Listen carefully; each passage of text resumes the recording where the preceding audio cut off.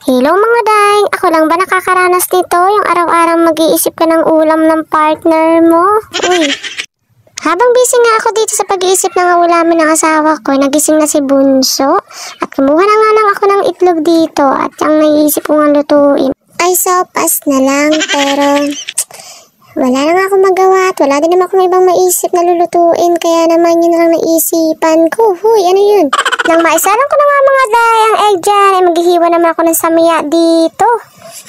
Tayo talaga mga nanay, isa din ito sa napakahirap talaga. Oo, yung mag-iisip tayo ng ulam para sa ating partner. Pasalamat na nga lang ako at hindi talaga maarte yung partner ko, char. So dami ko na nga sinabi mga day, nakapagpasensyahan nyo na nga lang at hindi pa nga ako sanay magsalita. Chinek ko nga ang itlog dito kung luto na, pero hindi pa naman. Hinulog ko na lang dito yung pasta at sinabay ko na nga at malinis din naman yung itlog, kaya na nga for the go. Para nga makatipid din ako sa kuryente, sinabay ko na nga yung pasta sa itlog. Kanina pa dapat nga sinabay ko yun, baka naman lumambot agad yung pasta. Tayo mga nanay talaga, kapag minsan nagluluto at may hugasan, talaga naman pinagsasabay pa talaga natin.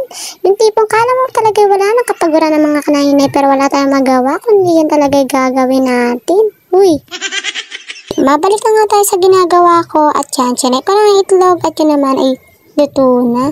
Kaya naman yung pasta na lang iintayin kong maluto. Mabalik na nga ulit ako sa ginagawa ko at ito, huhugasan ko na nga ito na makatapos na din ako at para pagluluto naman ay iintindihin ko. Uy! Habang busy nga ako dyan mga mi, ayan, yung anak ko nasa likuran ko. At yun nga, ay alam nyo na, kapag baby, yun ay gusto-gusto si Madi, na kahit busog pa. Malapit na nga ako sa katotohanan na makatapos dito sa paghugas at karay na nga ako dito. Anong oras na nga ito? Baka dumating si partner. Oo, wala akong pakaing ulam. Ciao. Alam niyo mga day, ang hirap talaga namang gumalaw, lalo kapag maliit ang iyong bahay, pero ang choice tayo, ito lang meron tayo ngayon, kaya naman pagpasensyahan nyo na. Wala rin nga tubig dito at kaya naman for the tabo tayo. Yun nga mga day, after 365 days, nakatapos din nga akong maghugas. Akala mo nga ang dami ko nahigasan, yun nga lang hirap ng gumalaw pag maliit ang iyong bahay, kaya hayaan yun na, pero ang tinga lang hinugasan ko, pero parang napakarami, ang OA. Ay kahit nga ganito yung bahay ko, ay naku, ayaw ko nang makahalat. Kaya naman hayaan nyo na kung araw-araw nyo ako nakikita naglilinis dito sa bahay. Mabalik na nga ako dahil sa aking ginagawa. Chinek ko nga yung pasa kong luto na at yan naman ay hindi pa rin talaga. At yan nga, kinuha ko yung listahan. Alam nyo na, for the sulat ako dyan kasi kumukuha din ako dyan at tinilista ko nga. Pagsahod nga ni Mr. ay siya naman kong binabayaran. Habang nga busy ako sa pagsusulat ng aking utang, char, ay bumili si Ninong at syempre meron ding lista ang aking anak at ang paborito niya nga ay movie. Ayan, pinabuksan na nga niya sa akin at talaga naman hindi magpapahuli kapag may bumibili, kaya naman ako for the hingi din. Baka naman naka-i-bash ninyo dahil yun ang pinaulam ko sa partner ko. Ang dami pa naman mga tao mga pelengera dyan.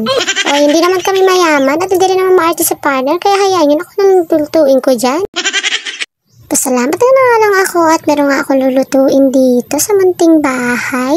Hindi ko na nga lang kailangan pang umutang pa kahit saan. Kahit papano nga ay meron akong pinag-uutangan dito sa munting tindahan. Umutang pa rin nga ako, pero yung alam kong kaya ko nga lang para hindi naman ako mahirapan. Sa dami ko na naman sinabi. Ayan, balik na nga talaga sa ginagawa ko at linis ako na nga ang bawang sibuyas dyan. At yan nga, maglalagay na ako siguro mga 1 galong tubig. Siguro mga 3 baso lang lalagay ko muna ng tubig dito. Yan.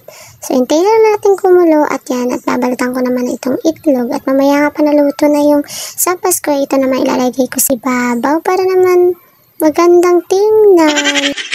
Pagkatapos kong balatan ng itlog, ayan, naglagay ako ng pampalasa para naman masarap ang ating sopas. Alam niyo na, magaling ako magluto kahit ano pang luto yan, char. Ang dami ko nga yung nilagay na pampalasa at kaya naman alam kong masarap na yan. Hindi na nga lang ako maglalagay dyan ng Alaska dahil nga gagamit na nga lang ako dito ng gatas sa powder at kumuha na nga lang ako mainit dyan sa ganun mabilis siyang matunaw. Meron nga pala akong gatas dito kahit na lang ginamit ko. Pagkatapos nga mga may halu-haluin, mikos-mikos yan, ay hinulog ko na nga, ay sinabaw ko na pala. At pagkatapos nga yung itinikman ko at ay nalagay ko na nga yung pasta na sa ganun ay makaluto na. Na mga oras na ito nga ay nandito na si partner. Diba mga mi, nakaluto na rin ako ng ulam. Kaya naman, for the eat na tayo. Pakukulan lang natin to. Yan mga day, tapos na ako magluto. Ayan, ready to eat na. So, yan lang muna mga kamanshit.